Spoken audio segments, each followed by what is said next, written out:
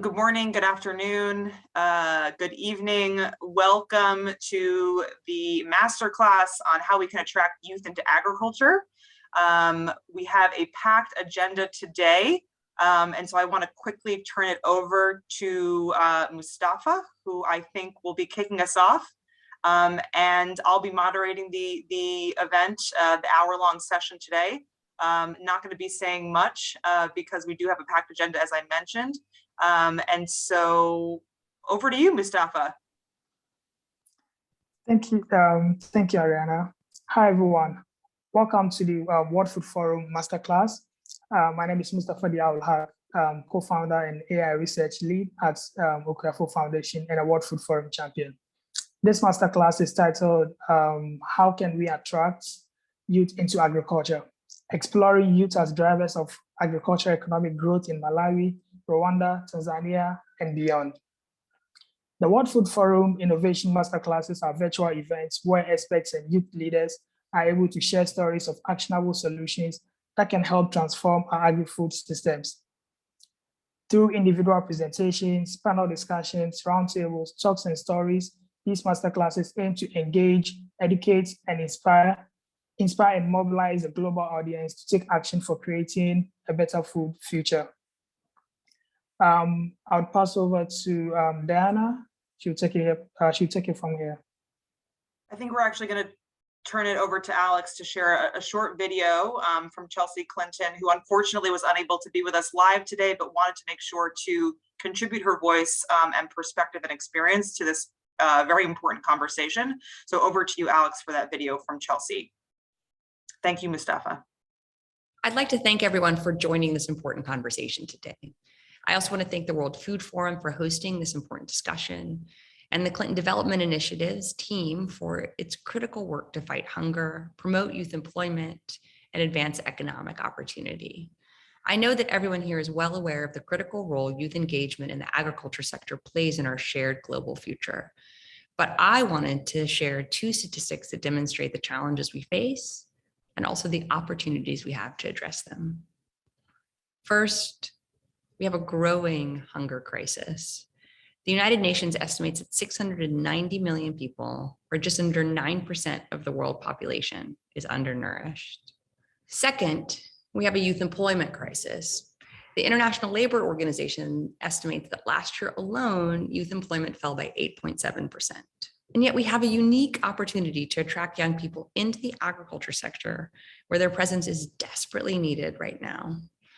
However, recent reports have shown that farming remains a less desirable career choice among rural youth, well, really anywhere in the world, but especially in sub-Saharan Africa. And yet advances in technology have made the agriculture sector primed for innovation and entrepreneurship, and we're seeing that around the globe.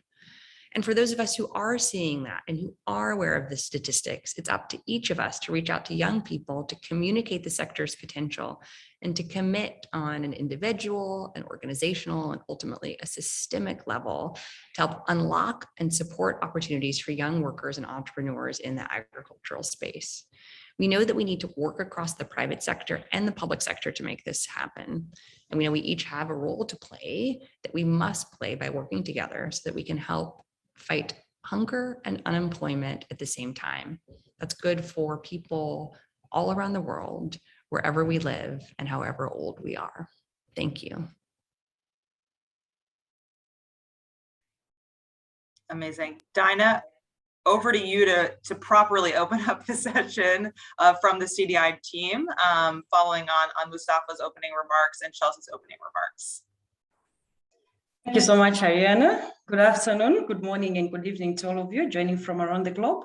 I am Dinah Mpasuka, and I'm here today representing the Clinton Development Initiative of the Clinton Foundation, joining you all from Lilongwe, Malawi. Thank you so much to Chelsea Clinton for opening our session and contributing her voice, perspective, and expertise to this important conversation today. Well, with over a decade of experience working in Malawi, Rwanda, and Tanzania, we at CDI have seen that farming is critical to our world's population and economy, but young people are reticent to enter the field of agriculture. Younger people are increasingly likely to view farming as a low-skilled profession with too many barriers to success, including limited access to loans and land. At the same time, we are facing a global youth employment crisis. Young people make up roughly 20% of the population of developing and emerging economies. And in sub-Saharan Africa alone, more than 10 million new jobs will have to be created per year in rural areas in the next 2 decades to absorb the new entrants in the workforce. As Chelsea Clinton noted, this moment creates both a challenge and an opportunity for all of us. Despite negative perceptions, advancements in technology and global interconnectivity have made agriculture a more lucrative field and one that is ready for new approaches. A career in farming is about more than food security and climate resilience. It can be a safe-run business that provides revenue with increasing opportunities to innovate, diversify, and scale, or a career impacting and updating policies to suit the 21st century. As advancements break down barriers to entry and provide easier connections to supply chains, markets, and capital, the agriculture sector is increasingly seen as a lucrative opportunity for young entrepreneurs to engage in. Let's now start talking about agriculture like the opportunity that is. We realize that to many, farming may seem like an attractive career, when historically farmers were working alone and were making money once a year. They lacked access to high quality inputs, access to structured markets to sell their commodities, and they also had limited knowledge of improved technologies for increased production. All of this affected their incomes as their yields and quality of production were low. As CDI, we seek to change young people's mindset on farming by introducing the idea that farming is a business. We promote business diversification, which increases sources of income for farming communities that we work with. We help farmers form production, marketing, and savings groups, as we have seen that farmers achieve more when they work together. We even facilitate the formal registration of some of these groups as cooperatives. Farmers in Malawi have managed to form cooperatives and sell their soybeans to Africa Improved Foods in Rwanda, making over $1 million in sales. This session will showcase youth voices in the agriculture sector and examine initiatives and businesses around the world that are successfully working to draw young people into agribusiness. For meaningful engagement and systematic engagement, it will take a determined approach by businesses, NGOs, government, and others across the globe to support this opportunity, to bring innovative entrepreneurial voices into the agricultural sector to address global youth employment issues and the hunger crisis. Thank you. Thank you, Dinah. Really appreciate all the remarks that you've made. Quickly moving along, we're going to kick off our first session on agriculture as an emerging and innovative entrepreneurial field for young people. We've got a couple of farmers that have been working with the CDI team, one in Tanzania, in Malawi, and Rwanda. Estelina Often and Focus will be joining us. Thank you all for taking so much time away from your busy days and your farm businesses to share your perspectives on agriculture as a business and opportunity for youth. We're going to kick it off with Estelina first, who will be translated by Esther, I believe, if you want to come off of mute.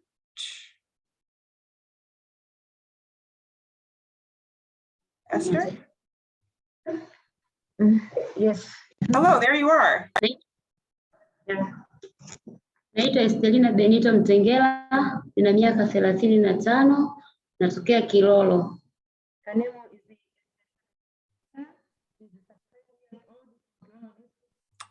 Esther, we can't. Sorry, everyone. Esther, we can't hear you. So for everyone, Estelina will be speaking in Swahili and Esther is going to be translating in English. We wanted to make sure to hear her story from her own perspective in her own voice. And so hopefully you'll be able to hear both people speaking today. Sorry, Esther, if you want to just translate that first bit again, that would be great. Naitwa Estelina Mtengela, na umri wa miaka 35, natokea Kilolo.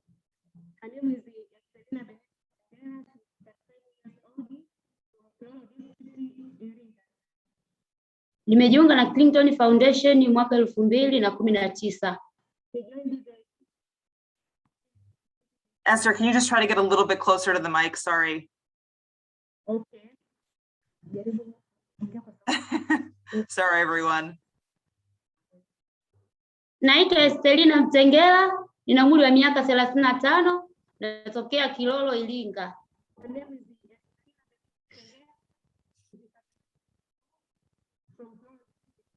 Nimejiunga na Clinton.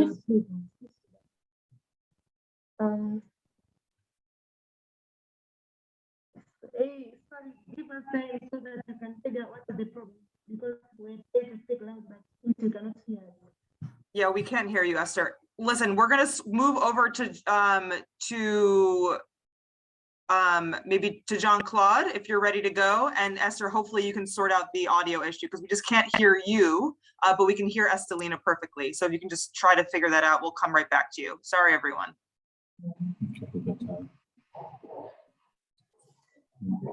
Murakoze, nitwa Claude Focus, mfite imyaka 31 y'amavuko, ndi mu karere ka Nyagatare.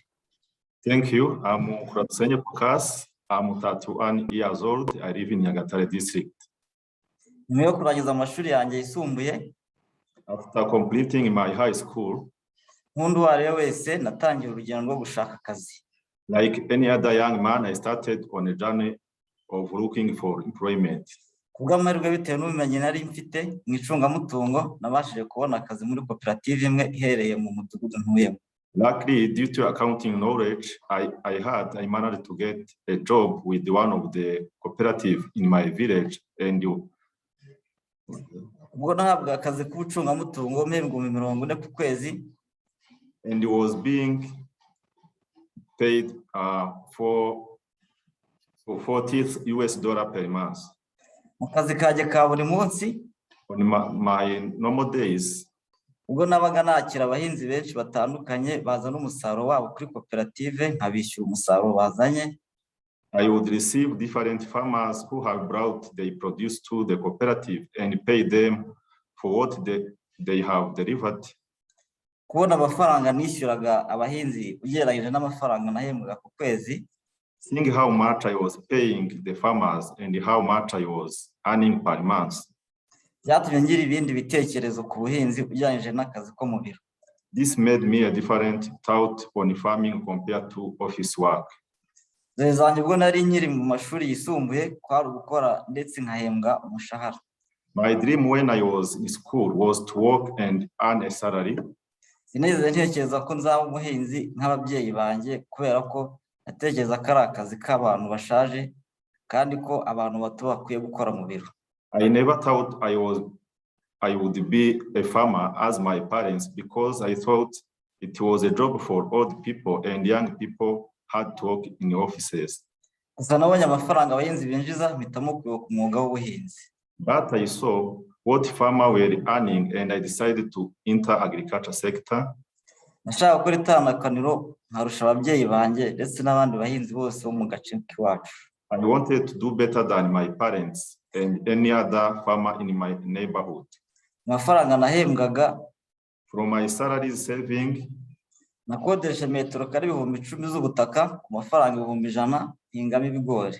I rented 10,000 square meters of land for $100 and planted maize. Muri ako gace nahinzemo nejeje ibiro 4,000 by'ibigori, mbigurisha ku mafaranga 250 ku kilo. From the piece of land, I harvested 4,000 kilograms of maize, which I sold at $0.25 per kilogram. Nkuyemo igishoro nungutse 661 mu mezi 5. And after deducting all expenses, I made a profit of $661 in 5 months. Ibi byanteye imbaraga zo gushora amafaranga menshi mu buhinzi, ahinga ku butaka bunini burenga metero kare 20. This gave me courage to invest more money into agriculture and increase my cultivation to 20,000 square meters. Kubera ko ndashaka gukora ubuhinzi ariko bufite itandukaniro n'ababyeyi banjye babikoraga, nafashe umwanzuro wo gukodesha imashini ihinga nzakoresha mu guhinga ubutaka bunini mu gihe gito. Since I wanted to do agriculture differently from my parents, I decided to hire a tractor that I will use in cultivating a bigger piece of land in the shortest time. Kandi iyo ukoresheje imashini, Also, when you use a machine, waba wizeye ko imizi y'ibihingwa igeramo hasi mu butaka ndetse n'ibihingwa bikabasha kubona imyunyungugu byo mu butaka neza. You are sure that roots of the crop go deep into the soil and can trace all minerals. Ibihingwa bibasha kubaho igihe kinini ugereranyije n'ibihingwa byatewe hakoreshejwe amasuka, aho imizi y'ibihingwa iba idakomeye cyangwa ishobora kwangizwa cyane n'imvura cyangwa izuba. The plant can't resist for a long period compared to plant planted using a hoe where roots are shallow and easily destroyed by either the sun or rain. Uko bakoresha imashini z'ubuhinzi n'ibyiza byabyo nabyigiye mu mahugurwa nahawe na CDI, RAB ndetse n'abakozi b'akarere. The use of tractors and its benefits I learned from trainings that I received from CDI, Rwanda Agriculture Board, and from the district officials. Ntabwo niteguye kuva mu mwuga w'ubuhinzi ndetse ndashaka kwaka inguzanyo muri banki zakoresha mu buhinzi bwanjye. I'm not ready to leave the agriculture sector, and I'm willing to take a risk, such as getting a loan from the bank to invest in my agriculture activities. Imbogamizi yonyine mbonamo ni imihindagurire y'ikirere. The only risk I see is the weather, nk'uko ishobora gutungurana, as it can be unpredictable. Mfite ubundi bucuruzi bubyara inyungu bwo korora inkoko, aho ibigori bisigaye bikorwamo ibiryo by'inkoko. I also has a small business of poultry where all the maize remains are proceed from my chicken feeds. Murakoze. Thank you. Thank you guys so much for that. Appreciate it. Focus, I can hear you laughing. I'm going to quickly turn it over to Joyce and Often to share a bit from Malawi.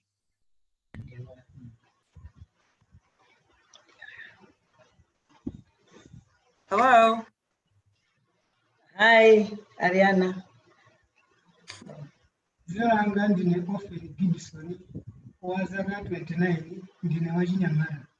Ndisanamba kugula chiro ndibungwe la CDI ndimawo chamagala. Ndimadula njirengo lasachokera 5 patsiku. My name is Often Gibson, aged 29. I'm a youthful farmer who previously was a serious charcoal seller. I could cut 5 trees per day. Kalekale ndimaona ngati ulimi ndiwanthu akuluakuluoka. Kufika kumwe ndidaona ndalama zimene alipira kudera kwathu adapeza adagulitsa soya wawo ku AIF nsika omwe a CDI anawawezera. Previously, I thought farming was for the elderly, and also because I've seen my parents struggle with farming without any profits. Up until I saw farmer groups initiated by CDI making a lot of cash from sales from soybean, especially to AIF market. That prompted me to start farming instantly. Ndinaganiza zoyamba ulimi mu 2018. Sindinangoyamba kulima soya yekha, ndinaganiza zoyamba ulimi wakulima. Ndimalima masamba, tomato, imbarelesi. Kuonjezerapo, CDI anandilumikizaso kubungwe la lezimiro limene linandipatsa ine nkhuku zamazira ndi azanga yana 5. I started soybean production. So because soybean gives me money once in a year, I have also diversified into winter cropping, where I produce vegetables like tomatoes and also Irish potatoes. So in 2020, I was also linked to Lens Meal Project. That's an initiative in partnership with CDI, where I'm also one of the youth beneficiaries engaged into layers production. That's excelling.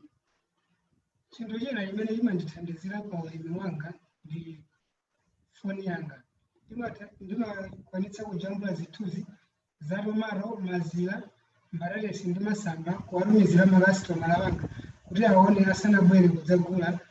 Komanso ndimalandira uthenga wa zamisika kuchokera kwa alangizi a CDI ndi aboma. Okay, technology advancement has also assisted me a lot, mainly my phone. I used to take pictures for commodities, especially from winter cropping, where I sent to my customers. And also with this same phone, I am able also to get market information from market team from CDI Malawi. Chinthu chena chimene ndikuchisowa pano ndikufuna nditaphunzira njira zamakono kuzakalipidwe kutengera kuti kugwiritsa ntchito keni munda wanga wa masamba sindimakwanitsa, ndimafuna nditagula Stereotype kuti zindithandiza kuthirira kudimba kuti ndizikwanitsa kuthirira malo ako kupatsira. For now, because I have diversified also into soybean production and also winter cropping, I'm open to try some new interventions, mainly in the use of a straddle pump, because I see it as very tiresome to use a watering can into a vast area to irrigate my winter crops. Ndikamakhala ndimazindikira kuti nthawi zina ndidzakalamba kutsogolo. Pakali pano ndikukonzekera zakutsogolo kuti ndikufuna ndiyambe kudzala mitengo ya macadamia. Ndazindikira kuti macadamia muli phindu. As a youth, I realized that someday I'll get old, so I'm preparing for that. So my preparations are, I'm planning to start planting trees for timber, and also I want to plant more macadamia trees, as macadamia is a high economic value nut tree, which I'm planning to be selling in future. Chinthu chimene chinandipangitsa kuti ndiyambe business ya ulimi ndimavulika kuti ndipeze ndalama. Chifukwa sikulu nasiya majira. Komabe ndimadziwa kuti achinyamata ena amene sikulu anapita nayo patali nawonso akuvulika kuti apeze ntchito. Ntchito za masiku ano zikufunikira anthu amene ali ndi experience ya zaka zitatu kupitirirapo, zimene achinyamata ambiri tilibe. Ine ndinasankha kudzilemba ndekha ntchito ya ulimi kuti ndikhale wodzidalira pachuma. Zimene ndikupempha achinyamata azanga amene mumangokhala m'maderamo mukuyenera kujoyina magulu a ndera mwanu kuti mukhale wodzidalira pachuma. As a youth, I'm very happy to engage into serious agricultural production because I'm a school dropout who cannot be employed formally. And also because as a youth, it's very difficult to get formal employment because most companies, they require someone who have vast experience, 3 to 5 years experience, of which most youths do not meet. So I urge my fellow youths to join agriculture because it have a lot of opportunities, because mainly because I work into groups, there is chances to access quality seed, and also there is access to markets and also access to finances. So that's just my plea to my fellow youths who have not yet joined agricultural production. Thank you very much. Thank you so much, Joyce, and often. Great hearing your perspective. I see there's a couple of questions coming in the chat box. For those of you who joined a bit late, we'll be getting to the questions after the end of each subsection. We're going to quickly turn it back over to Esther and Estelina to hopefully be able to hear from them from Tanzania. And just a reminder that Estelina, Focus, and Often are all youth farmers themselves, sharing their own perspectives about what it means to be a youth involved in agriculture, what opportunities have drawn them to the sector, and what keeps them in the sector as well. So Esther and Estelina, over to you guys. Naitwa Estelina Benito Mtengela, na umri wa miaka 35, natokea Kilolo, Iringa. Thank you. My name is Estelina Benito. Still not working, Esther. The sound is still not working, guys. Can you try to get a little bit closer? Esther, I think if you and Estelina switch sides so that you're closer to the microphone and you can just project your voice a bit more, because we can hear Estelina perfectly. Yep, thanks, Alex. Okay. No.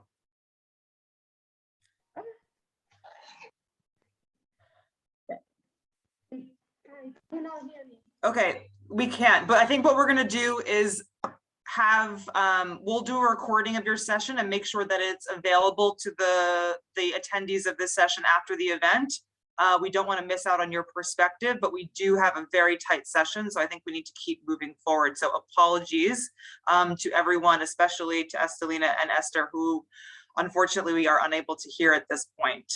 I'm going to quickly turn over to the chat box to see about the questions that have come in. I see a question about policies for youth engagement in agriculture. We'll be hearing from Mr. Rukonge a little bit later in this session, who will be speaking a bit about policies. So just stay tuned for that. I see he's finally been able to join. Hello. And then there is another question about what are we doing? What strategies are being explored for making agribusiness, agro-processing more attractive to young people? Again, as we go through the session, we'll be hearing a bit more from some other organizations and individuals who are doing just that, figuring out ways that have worked for them and their organizations in their countries or towns or villages to make agriculture, agribusiness attractive to youth to get involved. So with that, I'm going to start kicking off our second major session of the day, which is about proven ways to unlock business opportunities for young people. I see that we have swapped Somachi for Onye, who will be speaking from the Tony Elumelu Foundation today. We'll also be hearing from James from Standard Bank, joining us from the Malawi office, and also from Mr. Rukonge, who's from the Agricultural Non-State Actors in Tanzania. Again, with questions, we're going to hold them to the end of the presentations. And with that, I will quickly turn it over to Onye, who will be speaking. It's not Somachi, as you guys might see on the screen. Hello. Thank you. Hi, Ariana, can you hear me? Yes, we can. Okay, great. Hi, everyone. Let me quickly just prepare to share my screen.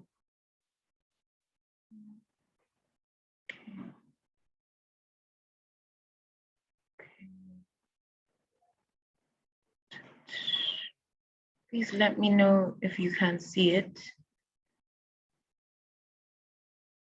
You can? Yes. Okay, great. So hi everyone once again. My name is Onye, and I'm the Policy and Partnerships Officer here at the Tony Elumelu Foundation. And I'm not sure how many people are familiar with our work, but essentially what we do is to support entrepreneurs across the continent. This work typically is sector agnostic. At the foundation, we recognize that African entrepreneurs need support and need funding to carry out their business ideas and projects. And so that's in a nutshell what we do here at the foundation. So our support for entrepreneurs isn't just in giving money and going away. It's really like a holistic approach that we have taken. This came to be from our founder's $100 million commitment to supporting 10,000 entrepreneurs over 10 years. Let me move.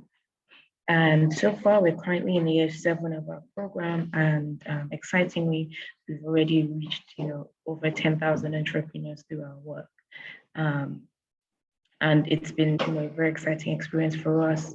Over 1 million jobs have been created directly and indirectly through the work that our entrepreneurs are doing across Africa.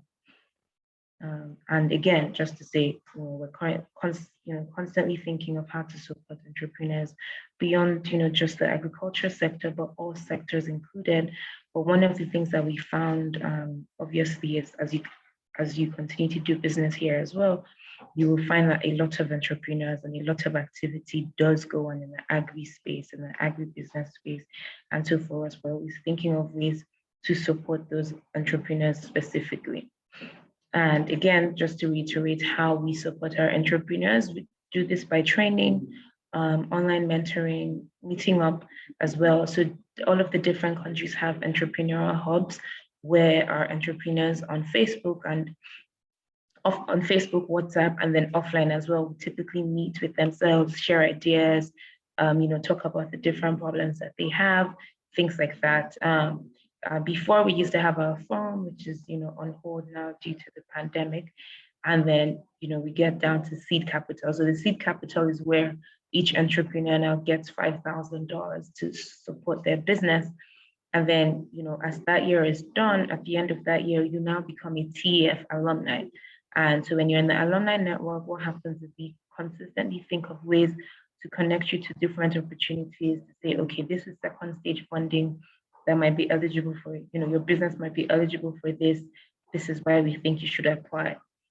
And so just to briefly get into a bit more detail about, the work we're doing with agripreneurs, like I mentioned earlier, most of our entrepreneurs are agripreneurs or, people working in one agribusiness model or the other. So approximately 28% of our entrepreneurs actually are working in agribusiness sectors. And this is the largest single digit sector that we found. And then of that number, 31%, are women. And so for us, that's something that's very exciting. And, I always say that people say youth are leaving agriculture, but when we get applications and, we're looking at the numbers on our own end, we're finding that that's not necessarily the case, right? There's still a lot of youth in agro-related businesses in one form or the other. And so we've just put together a few stories of different entrepreneurs who are in the agri sector. And the first is Lado, who is currently working on processing machines to support not only his businesses, but also other farms across his country as well, while creating jobs. And then this is Clement, who Ariana is very familiar with, and I think is an exciting example of the work that we're doing. So Clement is from Malawi and currently runs his business called EcoGen. In 2017, I think it was, 2017, he received money from the foundation. So he got $5,000 like all of our other entrepreneurs. And essentially what his business is doing is producing renewable biogas and fertilizer for smallholder farmers. And so through our work with CDI, we've been able to connect Clement to CDI, to the resources that they have available, and connecting other entrepreneurs as well in Malawi, Uganda, and Tanzania to CDI to act as that second stage support to say, okay, beyond the funding, beyond what TEF can support you with, here is another organization that can help you streamline your business ideas even more and can help you, take your business to the next level. And so in a nutshell, very quickly, because I know I have only 5 minutes, that's, our model here at the foundation. And that's the work that we've been doing with regards to agriculture. Thank you, Anye. Quickly moving over to James from Standard Bank in Lilongwe, Malawi. And then we'll get to questions at the end. Hi, James. You're on mute. All right, just check. Yeah. You can see me, you can hear me? Yes, all good. Perfect. So almost 60% of Africa's population is under the age of 25, at least according to citiesalliance.org. And that's the case with Malawi. And in Malawi, agriculture contributes about 21% to GDP. So it remains a very strong sector for the country. So if you're talking of development in Malawi, you cannot take agriculture out of the equation. And similarly, you cannot take the youth out of the equation. My name is James Chiumia. I work with Standard Bank PLC Malawi in the agribusiness. And as Standard Bank, our purpose statement is Malawi is our home and we drive our growth. Similarly, at a continent level, because we're in various countries in Africa, Africa is our home and we drive our growth. In realizing our dreams, we know it's very important for us to focus in agriculture. And we have been very intentional in supporting agriculture as well as supporting the youth in agriculture. And the question is, how are we engaging the youth in agriculture? So to answer this question, we first of all had to look at what will keep the youth in agriculture? What will bring the youth in agriculture? Because there is a myth in the past that agriculture has been taken as a hobby, as an activity that is usually associated with people that are retired and are just doing it for subsistence purposes. And the answer is simple. It's entrepreneurship, business. And when it comes to business, the myth again is capital is the most important part, but for real entrepreneurs, they'll tell you that capital is just one of the important elements. There are so many other elements that are involved in terms of the capacity building, the dream itself, but also supporting the young entrepreneurs to be resilient to the risks that are associated with the agribusiness. And our approach has been simple. We've known that it's not something that we can do on our own. We are good with money, but we need partners that can support us to achieve our dream, to support the youth in the agribusiness. We've partnered with a number of organizations. For a couple of times, we've partnered with CDI in financing farmers, and we believe in those farmers. There are a lot of youth involved in there. And really, it has been about building up these young farmers in terms of the capacity, and then also helping them with the finance, which is also the catalyst. Apart from that, we've also partnered with the organization called the Center for Agricultural Transformation in supporting the initiative, which was introduced by the local university of Malawi called Rwanda, which specializes in the agribusiness, the agriculture degrees. They are running an initiative which is they incubate, they put the farmers into the incubation where they test the ideas. Some ideas fail, some ideas succeed, and at the end, they pitch, and the best ideas are actually sponsored. This year, we partnered with them and contributed about 21 million to this initiative, which supported a number of farmers. And at the last in September, there was an event where about 8 of these groups of these farmers that pitched, and 3 of the best ideas were actually awarded the sponsorship to proceed with their dreams. And as a bank as well, also introducing an incubation program, which is typically to help these young entrepreneurs. And as I mentioned, when you're looking at GDP of Malawi, 21% coming from agriculture, in this incubation, we're actually we're targeting the youth and to support them in the agribusiness, to contribute to the agriculture, but also to pursue their dreams in agriculture. So it is no longer, agriculture is no longer a subsistence activity, but it is taken as a business. And it will take us to partner with as many partners as possible as we progress on our journey to ensure that we are actually supporting these farmers, these young farmers, upcoming farmers, to become those farmers that will contribute to the society. And to cut the story short, for we believe the best way to support the youth in agriculture is through partnerships. And that's what we are doing. There's a famous quote that once in a while, you need a doctor, you need a lawyer, you need a preacher, but it is a fact that every day, 3 times a day, you need a farmer. And if we are looking at Malawi, the development of this country is in the youth. And to get the youth in agriculture, it is a collective responsibility. And therefore, we welcome as many partners as possible, as we believe that it is a correct collective effort to actually ask all of us to support these young farmers, to contribute to the growth of this country, and also develop themselves in the agriculture. Thank you so much. Thank you so much, James. That was fantastic.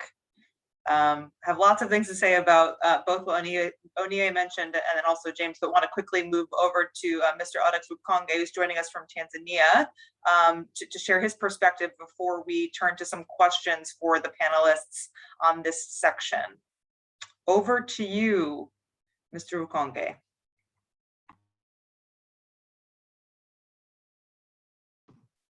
Thank you very much.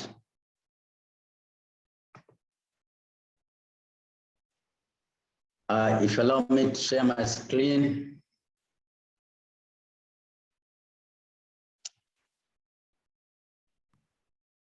Perfect, we can see it.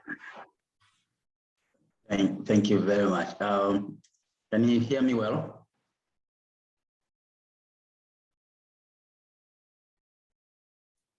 Yes, we can. Thank you very much. My name is Odax Rukonge, and I'm the Executive Director for Agricultural Non-State Actors Forum. This is a forum for farmers' umbrella organizations, local and international NGOs, as well as private companies. So we engage mostly at the policy level in terms of what is working and what is not working in agriculture sector policy processes.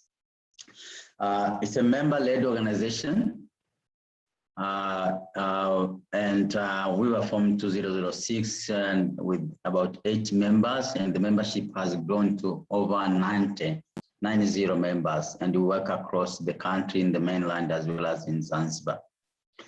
Now, we have been working with a number of youth in Tanzania on different fronts.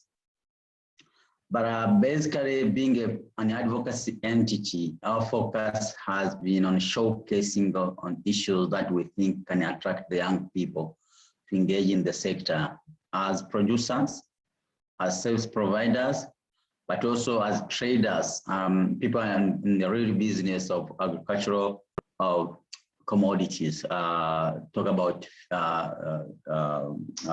livestock products, talk about crop product, and also fisheries as one of the areas where agricultural sector is concerned. Now, my presentation actually got one slide.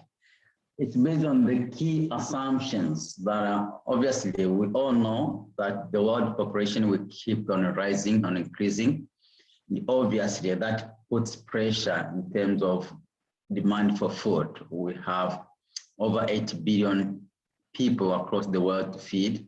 And within the EAC, East Africa community and SADC, we are talking about close to 500 million individuals who need to be fed. But the second assumption is presently and in the years to come, we are seeing some innovations among producers, among processors, and even among traders on the better way of producing and increasing productivity, but also in the better way of preserving and increasing the shelf life of these agricultural commodities, but also the better way of reaching out to consumers of these products. And obviously, these are some of the things that would automatically attract the young people into agriculture as players. But again, we have also witnessed some kind of commitment within the geopolitical arena. In Africa as a continent, we are talking about free trade. And for those who might be aware, the continent imports agriculture-related commodities worth about 35 to 50 billion USD annual imports. And that's a huge amount of money that we spend importing agriculture-related commodities, which could also be saved if we invest more into the agricultural sector. But then what are some of the realities that we also need to take note of? The rate of unemployment in the continent is very high, and more so in the face of pandemic. And this is one of the things that we also need to take note. Countries like Burkina and Senegal, I think, as far as we can have the data for the from the 2017, you can see this percentage, 77, 44, and probably even the situation could be worse in the face of pandemic. But take an example in my country where the sector provides 65% of the labor force. So at the same time, also we're talking about the medium age in the country being 18 years. So we're talking about a number of young people today, and probably for some years to come, who are in need of employment and may need also to be absorbed, available formal and informal employment opportunities. Luckily enough, agricultural sector offers enormous opportunities for the young people to engage. And then the other reality is on the fact that we are seeing actually technology advancement. And this actually is moving away from the traditional way of producing, traditional way of storing commodities, and traditional way of packaging and releasing these commodities to the market. And obviously, that has attracted, in my country, has attracted a number of young people, despite the fact that there is also stereotype when you are engaging in the sector. And this is one of the things we have been working on as ANSAF, making sure that we reduce the stereotype, think about the sector itself. At homes, if you're not doing well, then the parents, father, mother, brother can tell you, oh, you'll be a farmer, or you'll be a pastoral keeper, or you'll be a fisher fox when you grow up. So people tend to grow up hating the sector. At school, if you make any mistake, then as a way of punishing you, the teacher will make you to go and work on the farm, on the school farm. So there is that kind of stereotyping. Similarly, the people in the offices today, when they retire, they say, oh, I'm going to the farm. And then it's like the sector attracts the old age individuals, the school dropouts, or the people who are dropouts from any life spheres that we think are very, very good. So we need to work on those areas of stereotyping about the sector, and that actually can have some greater impact when it is the technology advancement is also incorporated. So how to attract the young people, and this is the heart of my presentation. I think I got some 4 or 5 key points. Number one, we need to accommodate the young people into value chains as players, not as like people to be consulted, but as players. And for that matter, what I'm presenting is actually based on the recent analysis when we are engaging at the national level on the United Nations Food Systems Summit. One of the areas that they wanted to be engaged in is incorporating them in the value chain nodes as producers, as service providers, as also traders or players in one way or another. Now we talk about value chain players, that also includes organically produced and non-organically produced commodities. And this is very, very key. So organizing them is very, very important, because unless they are organized, they may not be able to benefit from the opportunities that you are seeing. And for that matter, we're talking about strengthening the capacity of producer organizations, than the young people producer organizations. And this is also an important area. As we speak today, ANSAF has been working with the young people who are into poultry keeping, who are into fishing industry. Most of these actually are into aquaculture, but also we have also been engaging with young people into hats and skin industry, producing wallets, producing bags, and producing shoes. We have also been working with young people who are into cashew nut processing and marketing, and you have seen a lot of experience and very good outcomes out of that. Then the third area is also reducing the drudgery related to agriculture. Unless we invest more in technology, unless we invest more into supporting them to access equipment, and then also unless we also help them to reduce the risks related to agriculture production, we may not be able to attract a lot of young people into the sector. That means the policies developed by our parliamentarians, the National Assembly, need also to make sure that they accommodate the need of young people, because that is very, very important. But at the same time, also need to see how the technology is helping them access the information they want at the right time. And also the cost of these technologies is also very, very important. As the organization, we have also been working with mobile companies in the country to make sure that at least farmers, producers have access to information in a better way, but also in a low cost, let me use that word, the low cost approach that will make sure that young people still make profit out of the investment. Then the fourth area is showcasing to help change attitude and behavioral change. Showcasing is very, very important. And this is also related to what we have learned over the past 4 or 5 years of working with young people. You don't find a lot of young people into medium to long-term investment. They are not into tree planting projects. They are not into cattle rearing projects. You won't find them. For them to start with, at the starting point, most of these young people are into seasonal commodities, are into buying and selling, are also into providing the services. And I think unless policymakers are able to do a proper analysis and allocate the support based on these priorities among young people, we keep on complaining there are no young people into agriculture sector. So for us, that is also very, very important. But at the same time, we also need to invest more time in our school curriculum, encouraging young people and teachers and tutors and lecturers at universities to help pupils and students understand that agriculture is a profession like any other. Someone can choose to be an engineer, the same way someone also chooses to be a farmer or a livestock keeper or something like that. We need to help them understand, and the schools also need to, instill that kind of understanding.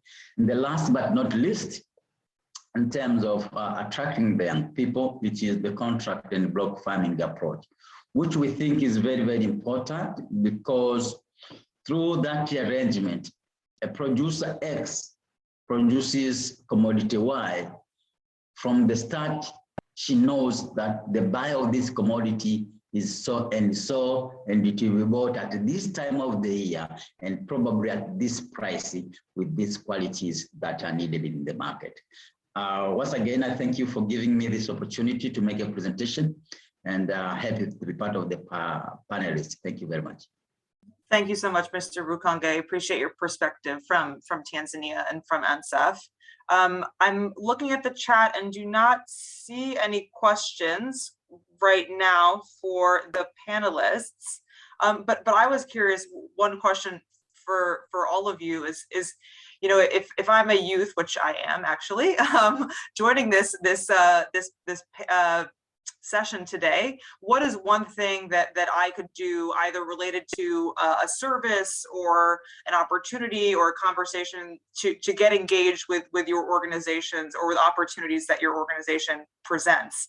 And some context is that I just recently read the Heifer International report on youth in agriculture, which highlights a couple of key areas, barriers that youth have identified for getting involved in agribusiness in Africa, and their land and policies. So kind of a little bit about what Mr. Rukange coincidentally spoke about, financial support, so a little bit about what James spoke about, and also training, which is what Onye and the Tony Elumelu Foundation supports youth entrepreneurs in. And so just again, curious if you guys were to give kind of one way that youth could get engaged, or just some perspectives on those barriers, that would be great. I'll start with you, Onye, if that's okay. Thank you, Ariana. So for us specifically, I would suggest joining our website. We have a platform known as TEF Connect. I would type it in the chat box shortly. And so what TEF, one of the cool things that TEF Connect does is, essentially it connects entrepreneurs, right? So you're able to meet other people in the agribusiness sector and share your own experiences, learn from them, come together regionally and across the continent to see, okay, how can we collaborate or how can we do business together?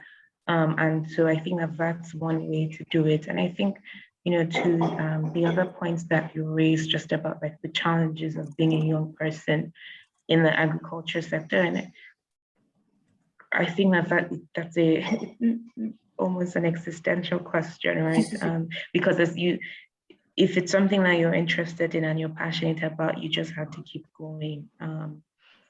And you find the resources. I find that there are a lot of resources and there are a lot of government initiatives, even in Nigeria, for example, where we are, where sometimes these things exist, but people don't know that they can actually get support in this way or in that way. So making sure that you're staying on top of those types of opportunities, doing your research, connecting again across with peers to say, okay, there's anything you're trying to do, someone has probably done it before. How am I connecting with people who are like me, who are in the same stage as me, so that we can come together and brainstorm to work together. So that would be my advice to the entrepreneurs. Thank you. And I would say this, similarly is I always encourage anyone to reach out to me on LinkedIn if they see a connection that I have and want to get in touch or learn more about an organization that I've posted about. I think there's a lot of platforms that exist today that can help connect us better along the thread of partnerships, working together that everyone's spoken about so far. I think it's really important when we can and do have access to internet and can connect virtually. I think it's a great way for us to build up our networks and help others along, either through connections or trainings or advice on their business. To be open and be a resource to those where we can.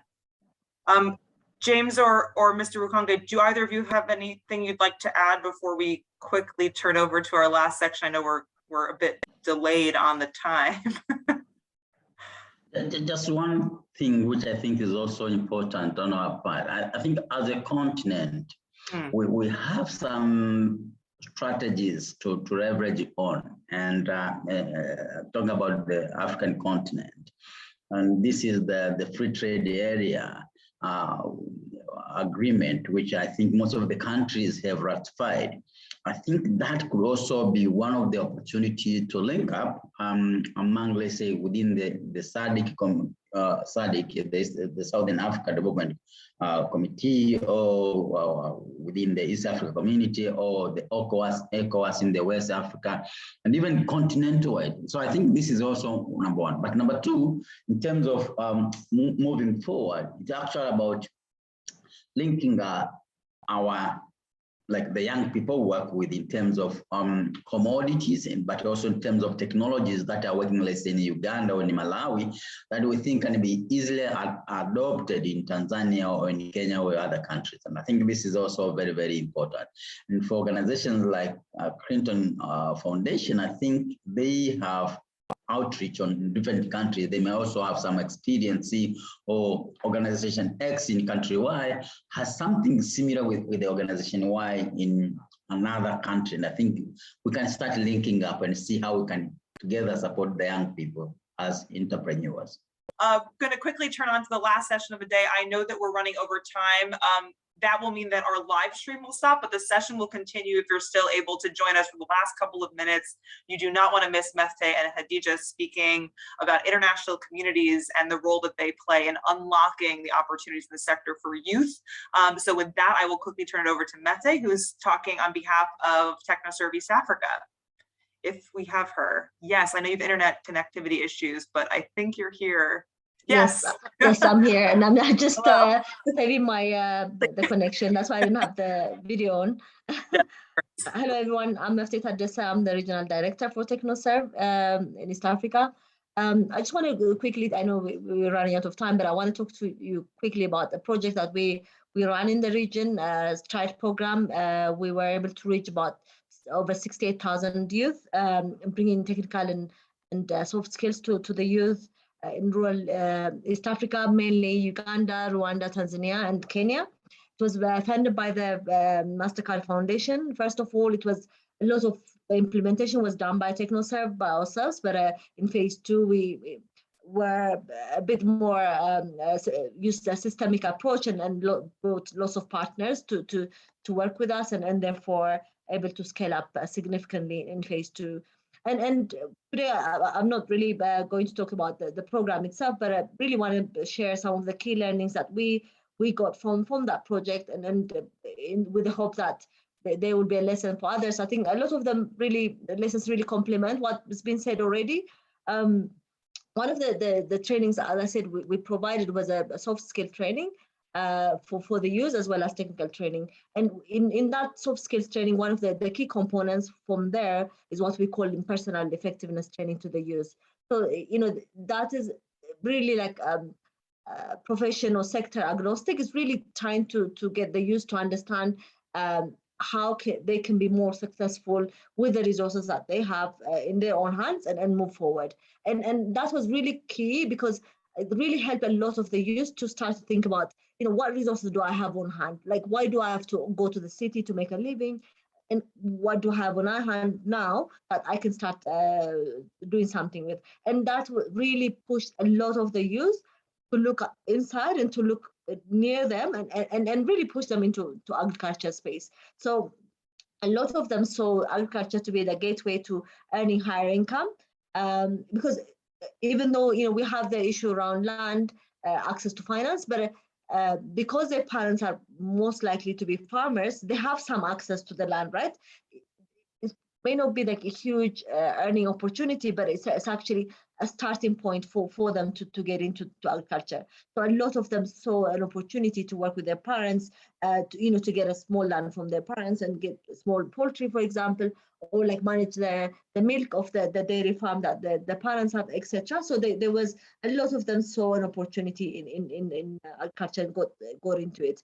But I think the other really interesting thing that we learned, and something that to keep in mind is, I mean, this is probably not news to any one of you here. The youth are really incredibly enterprising, innovative, and they're really highly driven. Yeah. So, doing a seasonal work in our culture and waiting for the crop to rise and make a living is probably not the best way of spending their time, and not going to motivate them enough. So we noticed a lot of them relied and really wanted to get a portfolio of activities to help them hedge their risk, because rural economies is quite uncertain, and B, also that that relieve that innovative and energy that they have, and so they were doing a lot of different activities to make a living, and the program supported them to do that. So they have, for the peak part of the season, they were in agriculture, but they also have a small micro retail shop. They were providing some agriculture service to neighboring farms. They were selling some ag products. So they had a portfolio activities, and they were able to hedge their incomes. I think the other thing to emphasize in that is as part of our program, what we learned is, in as much as we want to push youth into agriculture, we actually saw micro enterprise as a key, a key area of work that can be an enabler for the youth to get into agriculture also. If they have their own small micro enterprise, it's actually quite flexible enough for them to do the ag work and other professional service that they want to provide, and still make a decent income and stay in the rural economy. And thirdly, or finally, what I want to also emphasize is when we try to provide this type of trainings and engage youth in the rural economy, it's really important that we provide them with multiple skills and diversity of multiple activity. Again, this will help them grow the income faster, because we know the youth are not really patient as the older generation are.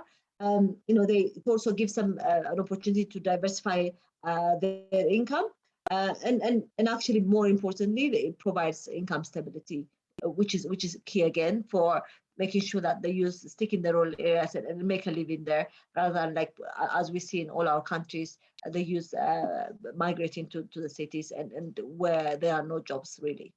Thank you.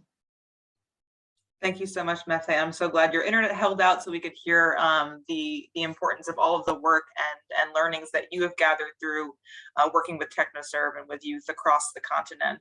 I'm going to quickly turn it over to Adija now from GBRI Solutions, who's joining us from Tanzania as well.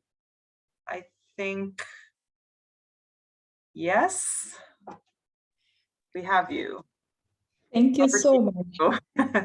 Thank you so much. Yeah, so my name is Hadija, and unfortunately, I do not have background in agriculture. I studied accounts, but I've been in the sector for 6 years now.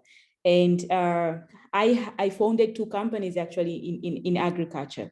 So it's very good to know that Africa is a youthful continent, but it's sad to know average age of an African farmer is actually 65 years. This is really sad. I know there are so many reasons why young people should go into agribusiness, and some of the reasons I would love to talk about includes employment opportunities. I am a young person. I'm 31 years old. I went into agriculture 6 years back, and I've been able to create employment opportunities to many young people in Tanzania. And I think as much as we are struggling with unemployment challenges, this is the way to go. The second reason, there is a huge production potential when it comes to agriculture. Actually, 60% of arable land, which is fit for agriculture, is in Africa. And I'm happy to say that 50% of that is actually in Tanzania, Zambia, and Mozambique. So you can see that we can produce a lot more due to the resources we already have. Apart from that, there is a huge market potential. It's very sad to hear more than 800 million people are going to bed without food.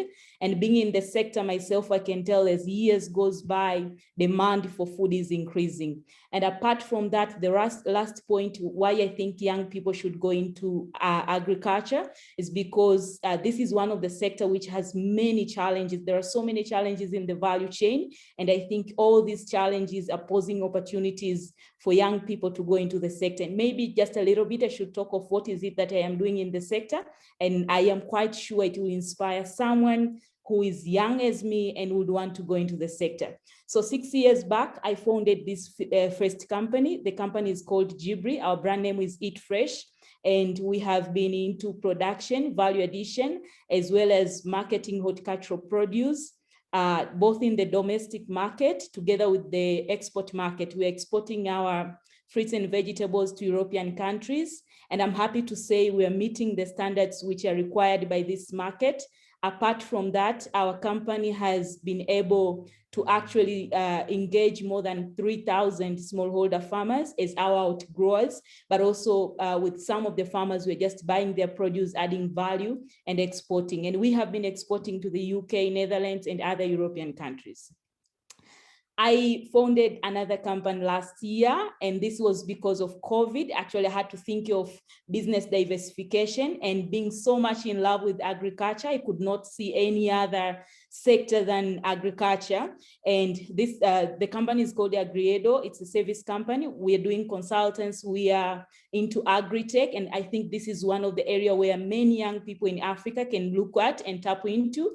And on the agri-tech area specifically, we have developed a system which is intended to digitalize extension services, and we're looking forward to expand our Bwana Shamba app across Africa and maybe other parts of the world. Apart from that, we have an agriculture incubation hub. This is specifically for young people, and so far I am happy to say our hub has engaged more than 800 young people. As I said, this just started last year, but we have developed programs which are actually supporting youth who are in agribusiness. And we don't just end at a point of giving them capacity building. We are connecting them with different stakeholders who are also in the sector. We are working with other organizations which are helping them to get access to finance, but also we are giving them mentorship support for the period of 6 months. Of course, on the picture, some of the startups we're incubating at our hub. And over the time, being a young person myself in agriculture, but also working with different young people in agriculture through Agribusiness Hub, I've learned a number of lessons. And some of them includes, I feel like a young person in agribusiness, they need 360 kind of support. It's not enough to just give them capacity building. You should look at all the challenges which are stopping them or facing them while they're into agriculture and find solutions to those challenges. And I believe by doing so, we'll actually attract many more young people to go in agribusiness. Apart from that, interacting with many young people in Tanzania in different other capacities, I've learned it's not like young people not want to go into the sector. They want to go into it, but unfortunately, majority of them, they do not have an idea of how they can grow when they go into it, but they do not know even how they can go into it and make it in agribusiness. And The last thing, which I think is critical important, and this is one of the lessons we got, I think it's very important to expose young people on different opportunities which are in agriculture. When I mean, a very good example is myself. I'm coming from a family where I've never seen my mom or my father going to the farm. I went to school, and whenever they wanted to punish you, they will tell you, go to a farm. So for me, agriculture was kind of a punishment, but also I had no role models to look at. And being in Tanzania, where agriculture is dominated by smallholder farmers, you can actually tell there is no young person who will want to live the same kind of lifestyle which is lived by a smallholder farmer who is maybe using a hand hoe, or maybe who is going to the farm with a bare foot. So I think there is a need to tell young people that there are so many other opportunities in the sector rather than just going into production. You can see from my presentation, I've said I am into service, I am into agri-tech, as well as we are also doing marketing, we are also into production. So there are so many other opportunities in the sector. So what I think needs to be done to be able to increase youth participation in agribusiness, number one, it's coming up with some innovative funding ways. I remember when I was starting, I used to knock doors, approaching financial institutions with the hope of getting financing to be able to invest in my business. Unfortunately, it was not happening. And I think we should move from the traditional ways of funding agriculture to more modern ways of funding agriculture. And if we give this, we come up with solutions on the funding area, I am quite sure many other young people will go into the sector, and they will not only benefit themselves, but also they will grow their country's economy. Apart from that, I think there is also a need for mindset transformation. And this is the part where incubation hubs like Agribusiness Hub, which is providing 360 kind of support are needed. And something else which I think is critical important is for African countries and many other countries to look at their policies. I'm happy that Audax from ANSEF spoke a lot more about this part, and I would not want to talk much about it, but I think there is a need to relook at our policies and maybe adjust those ones which are not working, just to be able to create enabling environment for young people to succeed in agriculture. And the last part is mechanization. As I said, I don't think if there is a young person who would want to go into agriculture using a hand hoe today. So just to conclude, this is the end of my presentation. I'm really grateful to Clinton Foundation and the good work they're doing in Tanzania, specifically in Iringa. I am quite sure through what they're doing, some young people like me have been able to not only increase productivity on what we're doing, but also to increase profitability. Thank you so much. And to anyone who is listening to me, agriculture is the way to life in Africa. Thank you. Bye-bye. Amazing. What a note to end on. Very inspiring, Khadija. You got a lot of comments in the chat box if you are following along, people remarking about how inspiring you have been.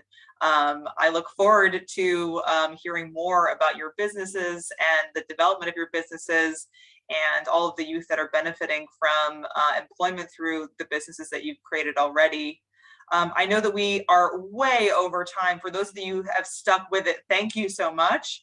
I do want to quickly open it up for questions if there are any on the last session from Mefta and from Khadija.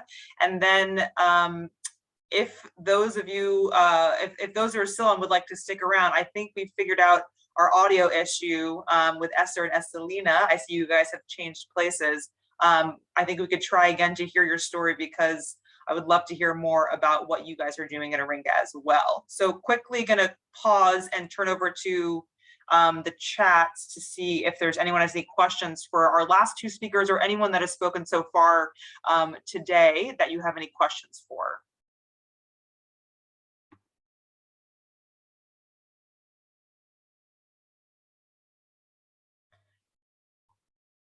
I see one just came in about messaging for youth, for African youth intending to move into agriculture full time.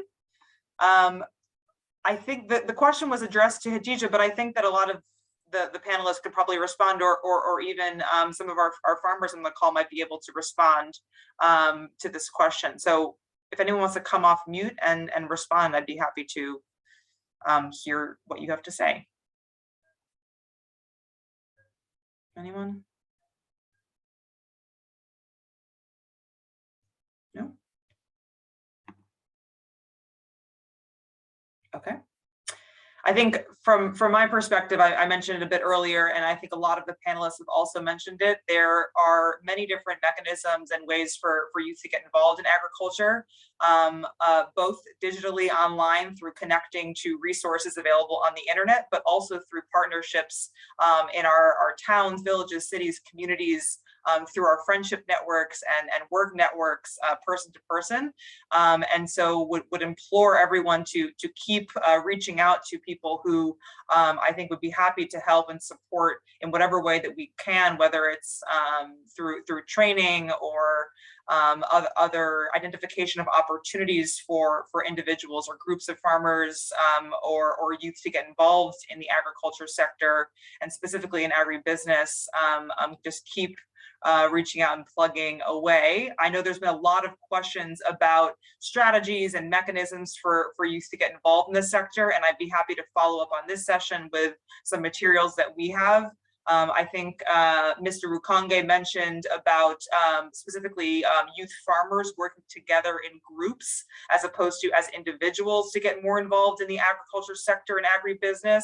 And as you heard in Dinah's remarks earlier, that's something that our team, our initiative does a lot of focus on as a way to help get youth involved. And I think both James from Standard Bank and Onye from TEF can speak to this in their partnerships with us so far, but that's been a model that's really worked to especially help youth farmers get involved more formally in the agriculture sector, is to have them working in more formalized groups as opposed to as individuals.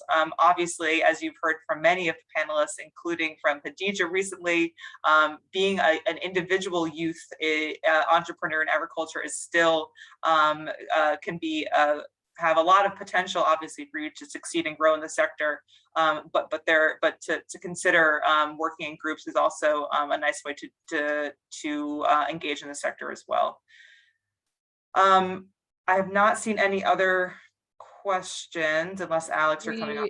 Yeah, we had one more come in about how working with youth in the local language, what all of your experience has been on how important that is when you're working with youth, of using whatever the local language is in your country.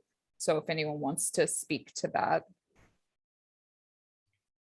I can let, I would reach out to Esther or Joyce, or if Jean-Claude is still on from our team, who I know are working in their local languages to get their jobs done and to work with youth, to come off mute and talk about that if you'd like, or any other panelists if you want to speak about that as a key way to engaging youth in the agriculture sector. Yes, I think for us, we think it is important to use the local language to engage youth in agriculture, because in some area in Tanzania, you can find youth, they don't understand any other language apart from their local language. So if you engage them by using their local language, it is easy to pull them into agriculture, and it will be easier for them to understand. Yeah, so that is what I can say. Joyce, I see you also came off mute. Do you have something you want to contribute as well? Yeah, I was of the same view, but for Malawi, I think we can use both, because we have two sets. There are some people who understand well in English and others understands well in Chichewa, so I think we can do both. And I think it's a great question. I think it's something to be very mindful from, at least where I sit in my role as at the Clinton Foundation. You can talk to some of my colleagues in the team. There's times where it's important for us to be interacting in English and for me to, ask to see a report in English, but there's times where that's not necessary. And the more important focus is really just to prioritize communication to our partners. James keeps talking about partnerships across our work as a key way for us to bring more youth into the sector. but also to make sure that, again, we're engaging people and meeting people where they are, right? And so we don't want to English or another language to be a barrier for inclusion into the sector. And so that definitely is something that our team at least is mindful of, from where we sit, from where I sit, from kind of all different levels of our organization as well. Dinah, I see you also came off mute. You want to? Yes, I want to add to what you just said, Ariana, to say that it's not just about the language, but also how we are presenting, like whatever we're presenting to youth. Because like what we do as CDI, we realize that if we put something in writing, it's not just about the language that we're using, but also recognizing the fact that not everyone went to school. That means they may not be able to read. So in those cases, we are like intentional in the way that we are laying the message. We go to the farmers, we go to the youth and meet them and just talk to them about whatever message that we have that we want them to hear. So that if they cannot be able to read, if we are writing, they can at least be able to hear it direct from us through talking to them, interacting with them. That's what I wanted to add. Yeah, and I see a comment about not preaching at people. I think that's also a really important point, that a lot of the work that we're doing, and I'm sure if you speak to any of the panelists on this call, it's not preaching, it's a collaborative approach. You know, we're not coming in, you know, as the Clinton Foundation, which we are a nonprofit for those of you that are unfamiliar with our work. We're not coming in and saying you should be doing this or you should be doing that. The discussion is always around what do we think the opportunities that might exist in the sector or in agribusiness that we can help you capitalize on. We like to think of ourselves as facilitators, as people that are helping to connect other people to opportunities, whether that's in the financial space or in the market space or in the kind of production space. That's kind of where we see our role, not at preaching to youth farmers or other farmers generally. So a really important point as well, thinking about this work as collaborative. Everyone should be seen as an equal partner on this journey, right? And there's, you know, not a hierarchy of partnerships here. I think we're all trying to get to the same outcome, which is, you know, identifying this opportunity for of unemployment for youth in the sector, and seeing how much potential there is in uncultivated land and all these opportunities that exist from poultry to aquaculture to innovative mechanization in the agribusiness space. How do we help more youth get involved in these opportunities and really capitalize on these opportunities so that they have reliable revenue streams and see the potential that agriculture sector has, as Hadija put so well at the end of our session.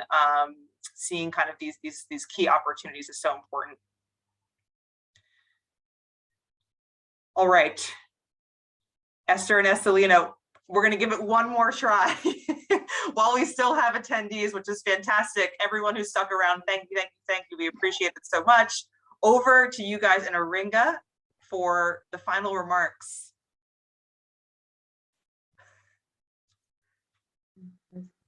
Ready?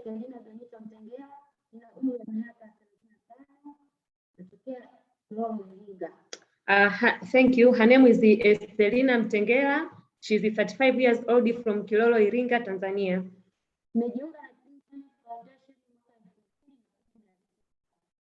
She joined the CDI in 2019 as Habu Farmer.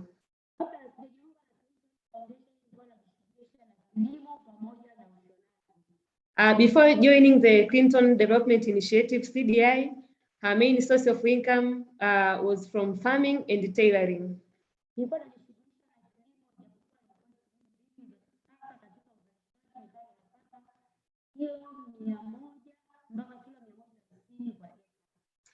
In the farming before joining the CDI, she was getting low yield as she was not applying good agronomic practices, and she has no any idea of the good agronomic practices. For example, in farming dry beans, she used it to get 100 kgs for one.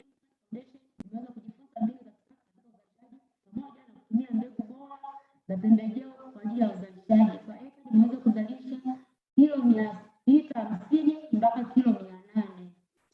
after she joined the CDI, she got a training on good agronomic practices, and she was able to get 600 kgs for 1 acre, which is high compared to 100 kgs 1 acre that she was getting before joining the CDI.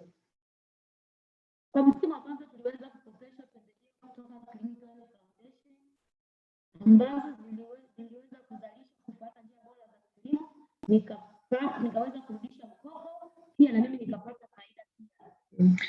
When she joined the Clinton, when she joined the CDI, she was able to receive in-kind loan where she was able to multiply dry beans seeds. And after harvesting the dry beans seeds that she produced, she was able to get a profit. The profit that she got from that farming, she added into her farming activities, but also the profit she added into her tailoring business.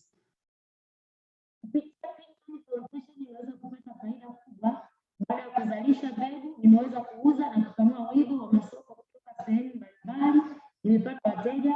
Vile vile Clement Foundation imeweza kutufundisha kilimo pamoja na ujasiriamali.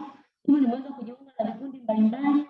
Fedha ninayopata kutokana na uuzaji wa mbegu najiunga na vikundi mbalimbali na kopa pia na kopesha. Kwa hiyo inanisaidia kwa ajili ya kuendesha shughuli zangu za kilimo pamoja na utendaji kupata malipo. Clinton Foundation did not taught her only concerning the good agronomic practices, but also CDI taught her concerning entrepreneurship mindsets. So for now, she's engaging with the other farmers in saving and lending groups. So even now her financial status has changed because the income that she's getting due to the entrepreneurship knowledge got from Clinton Foundation, she's able to save. So she's financially stable and she can afford to buy inputs for the next agriculture season without depending on anyone. Ninapenda kuwashauri vijana wenzangu kwamba kukimbilia mjini sio njia sahihi ya kusoma maisha, lakini kilimo kinakusaidia kutoka kwenye sehemu nyingine kuingia sehemu nyingine. Vile vile kinakusaidia kuweza kupata fedha kwa haraka kwa mazao ya muda mfupi. Pia tunaweza kupitia mazao ya muda mrefu ambayo pamoja ni matunda. Tunaweza kusaidia katika maisha ya kuishi. Tunaweza kupata hizi kilimo inaweza kutukomboa kutoka sehemu moja kwenda sehemu nyingine. So she would like to advise other youth who run to cities and they don't want to engage in agriculture. They should not continue with that myth as for her. She sees that agriculture it pays if you apply good agronomic practices. And the good thing about agriculture, she says that you can invest in both short and long-term crops. For example, you can invest in long-term crops. For example, vegetables. Most of vegetables it takes a short time before harvesting, but you can also invest in other long-term crops. For example, trees. If you invest maybe in avocado, in mangoes, etc. So youth should come back and invest in agriculture, and if they follow good agronomic practices, agriculture it pays, as she has seen in herself. Yeah.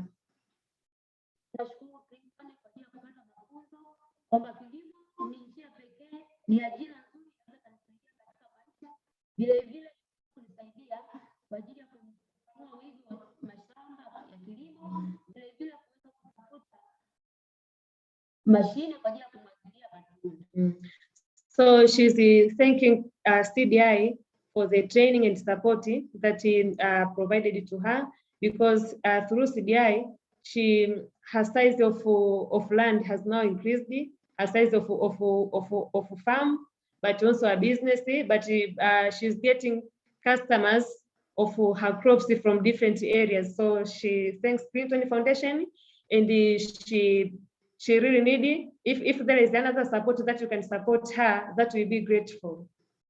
Thank you. Thank you both so much. I'm so glad that we finally got to hear from you, Estelina. Appreciated, Sante Sana. Does anyone have any questions? We're 30 minutes over our time slot, but if there's anyone still out there, we're happy to field a couple more questions before we log off today. Or remarks. I see there's a couple of people that have commented in the chat box and in the Q&A box about their own businesses and innovations. And yeah, I'd be happy to kind of hear a little bit more about those as well if people want to stick around and share.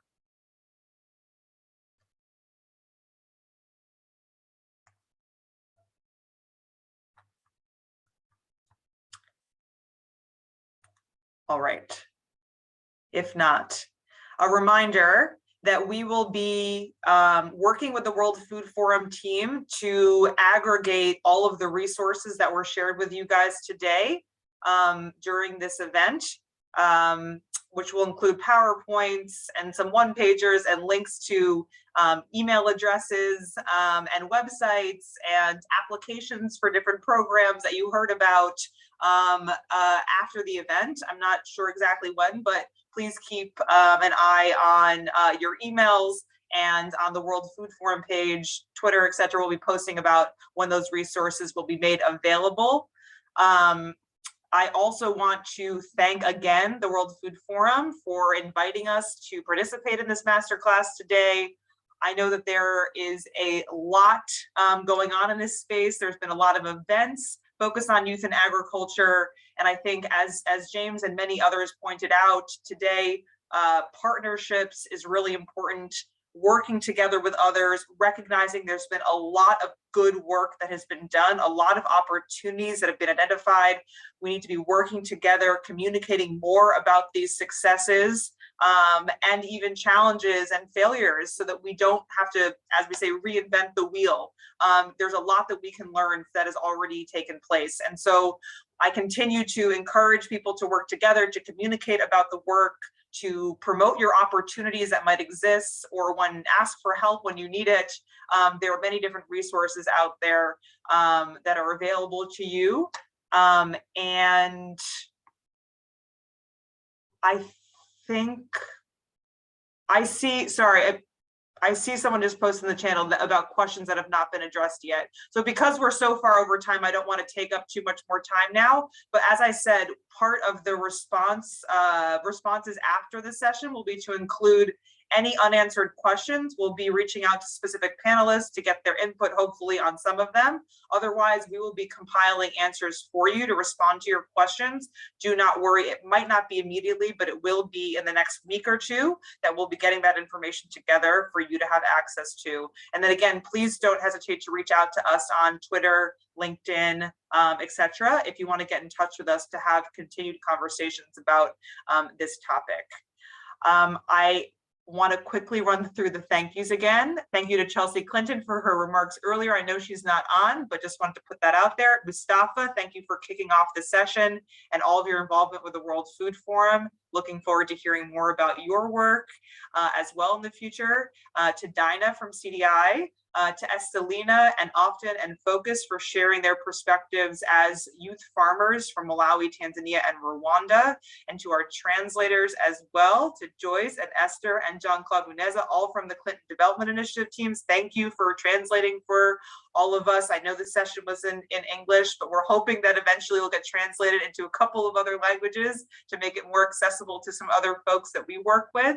I also want to thank Onie from TEF and James from Standard Bank and Mr. Rukonge from ANSEF, and then Mefte and Hadija as well.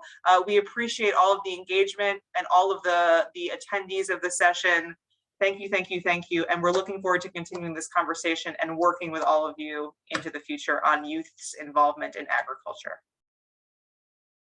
That's it, folks. Thank you. Signing off.